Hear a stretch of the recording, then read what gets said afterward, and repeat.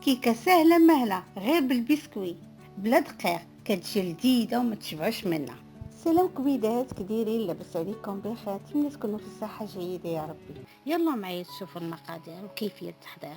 كاس ديال الحليب بمقدار كاس ديال العنبه، نص كاس ديال الزيت، كاس ديال السنيده، جوج خمارات ديال الحلوى مقدار ديال 7 غرام، ياغورت شوكولا دانيت شوكولا، 3 الخنيشات ديال الكاكاو مقدار 3 المعالق، 3 البيضات. والمكون الرئيسي هو جبكيه ديال البسكويت ديال 85 غرام. نبداو على بركه الله. ناخذ الماكينه ديالنا، نوضعوا فيها 3 البيضات،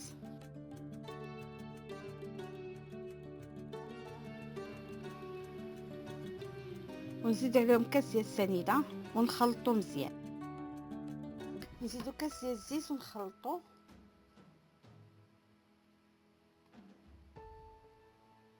نزيدوا كاس ديال الحليب ونخلطوا، وعاد نزيدوا البسكويت ديالنا،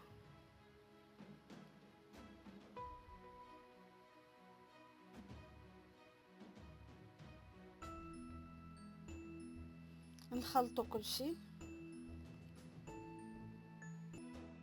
نزيدوا الكاكاو ونطحنوا مزيان، ونفرغوا الخليط ديالنا في شي بول. ومن بعد نزيدوا عليه الخميره، خميره بطبيعه الحال نغربلوها شي شويه، ونخلطوا الكل. ونكونوا ديجا وجدنا المول ديالنا، دهنا بشويه ديال الزبده وشويه ديال الدقيق. شوفوا القوام، ها هو قوام خفيف ماشي ثقيل. دابا نفرغوا الخليط في المول،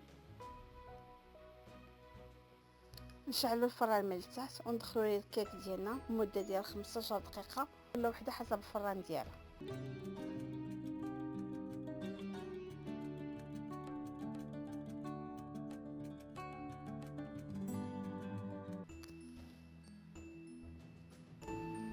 راه ديجا وجدت السيرو اللي فيه كاس ديال الماء مع نص كاس ديال السنيده مع شويه ديال الليمون، عصير ديال الليمون، ونحطوهم فوق البوطه مده ديال 5 ديال الدقائق.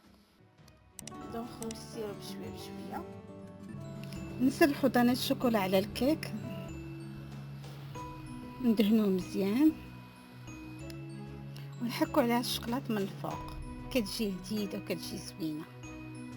وها الكيك ديالنا وجد بالصحه والراحه.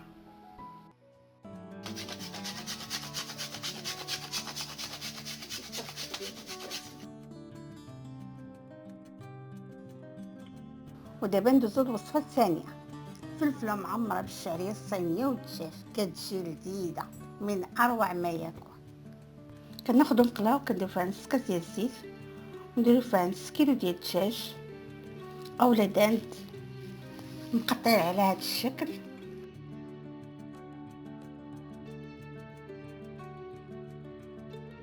نديروا معلقه ديال السكينجبير ومعلقه ديال الكركم ومعلقه ديال الفلفله حمراء، شويه ديال البصل، ونحركوا هاد العناصر كلها ونزيد واحد شويه ديال الملح.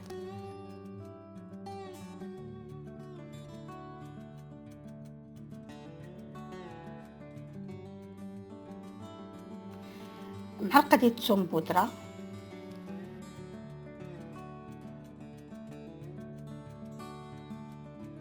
ونخليو هادشي يتقلى مزيان. نزيدو بصله مشلضه ونحركو.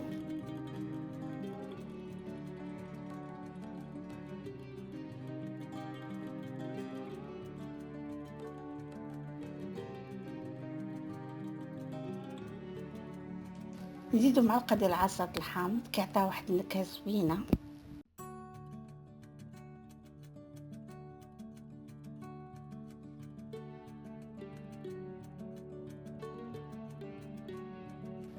وشويه ديال المعدنوس، انا عندي كونجدي، الا عندكم طري يكون احسن.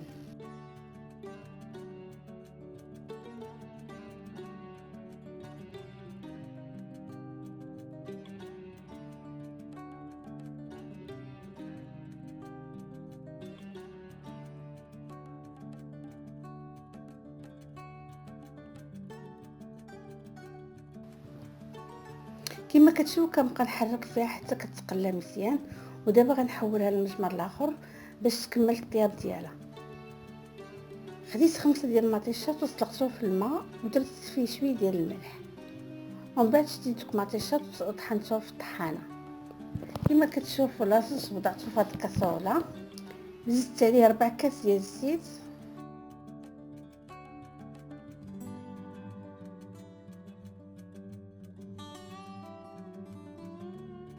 شويه ديال الثوم بودره،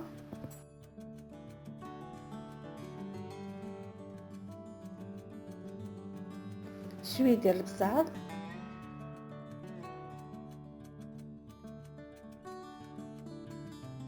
شويه ديال البابريكا او فلفله حمراء،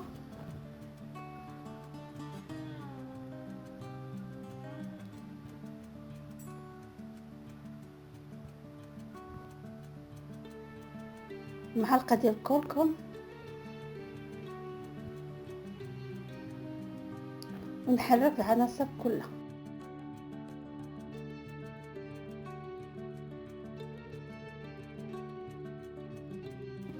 نزيد شويه ديال الربيع ونخلط العناصر كلها حتى كتمزج مع بعضياتها.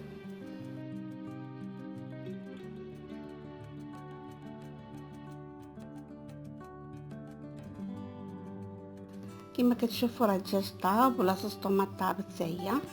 دابا غناخد الشعريه ونرقدها في الماء طيب ونخليها واحد 5 دقائق مع برقه ديال سيدنا موسى، ونخليها تتقطر ونقطعها طريفات باش نزيدها على الدجاج.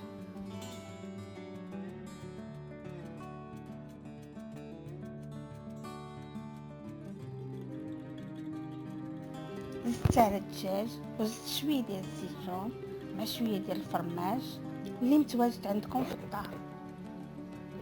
دابا نخلطهم مزيان، ولا عندكم شويه ديال الهريسه زيدوها، انا ما عنديش، غنكتفي بهذا الشيء اللي عندي. نتوما كتخلطوا الحشوه ديالكم ضروري ما تدقوها، لا خاصه شويه الملح لا خاصه شي حاجه.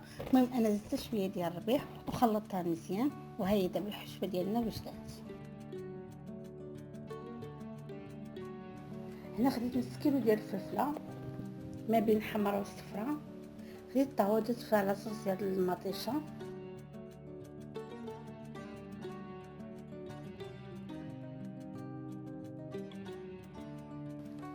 ودابا غناخد الفلفله ونبدا نعمرها بهاد الحشوه هادي. من الاحسن ملي تبغيو تشريو الفلفله خدوها متساويه الحجم باش يجيكم قاديه السلاطه، وحتى في التقديم يجيكم زوين. غنبقى مستمره حتى نعمر الفلافل كامله.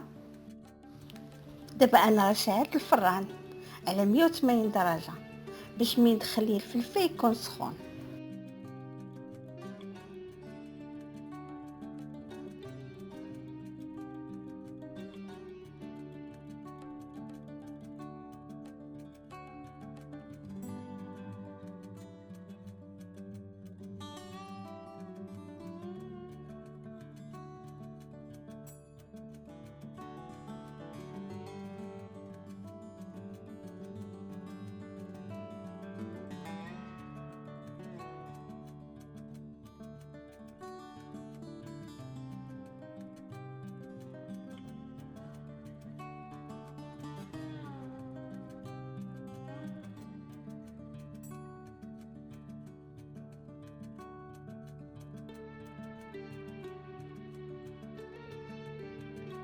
صافي انا كملتهم دابا في التعمار، كملت الفلفلات كاملين.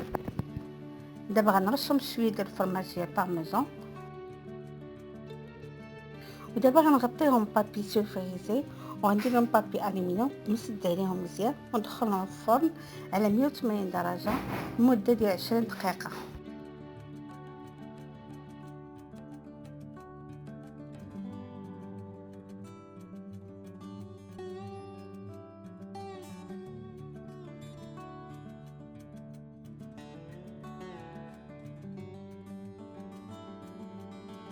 والفلفله ديالنا وجدات كتجي كتشهي. غادي نقدمها لكم في صحن تقديم.